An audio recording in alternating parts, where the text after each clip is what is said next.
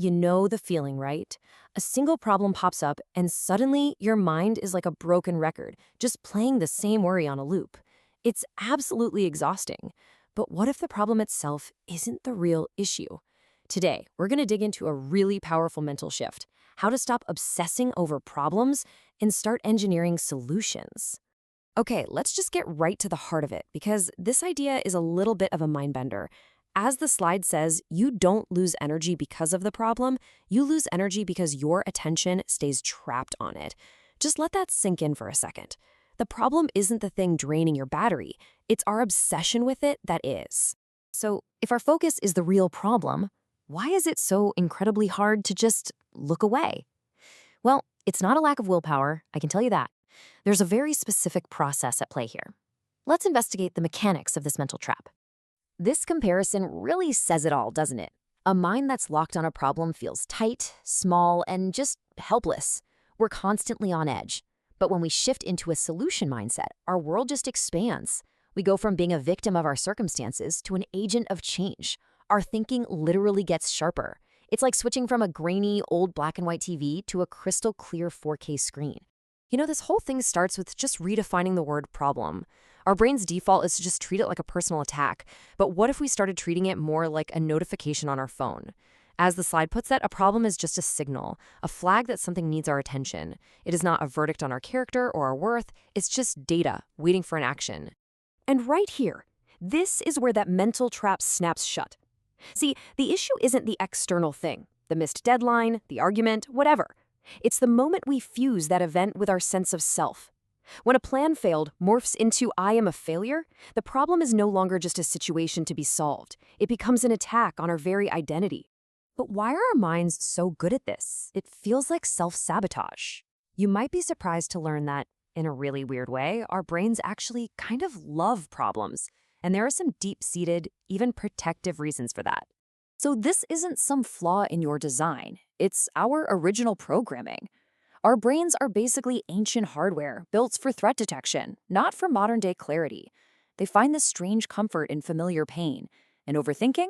Well, that gives us the illusion that we're in control, even when we're just spinning our wheels. And here is the ultimate biological irony. When we get all stressed out about a problem, our body floods with hormones that are designed to help us fight or flee. But those exact same hormones shut down the creative, resourceful parts of our brain, the parts we actually need for complex problem solving.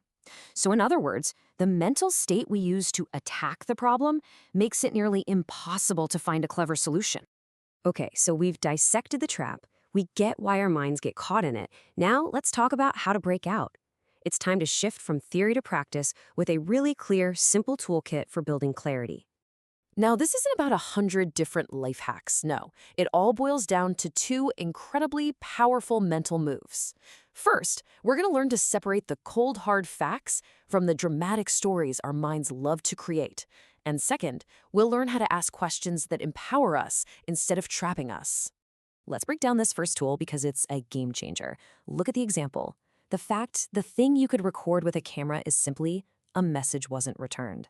But the story our mind tells is, this always happens to me, they're totally ignoring me. You see, that gap between the fact and the story, that's where all the stress lives. We just pile on layers of emotional meaning to a totally neutral event. And this right here is the unlock. Most of our pain comes from the story, not the fact. The goal isn't to deny reality. The message really wasn't returned. The goal is to challenge our instant interpretation of it. Is that story the only possible explanation? Is it even the most helpful one? Probably not. And this brings us to our second tool, upgrading our internal questions. As you can see, there are basically two kinds of questions. Questions like, why me, or what's wrong with me? They just put us on a hamster wheel of self-pity. They go nowhere. But questions like, what part of this is in my control? Or, okay, what's the next effective step? Those questions build a road out of the mess. This simple switch changes the entire game. So these tools are powerful, for sure, but they're really just the beginning. To make this change truly stick, we have to go deeper than just techniques. We need to upgrade our very identity. It's time to talk about what it means to become a true solution finder. This is so fundamental.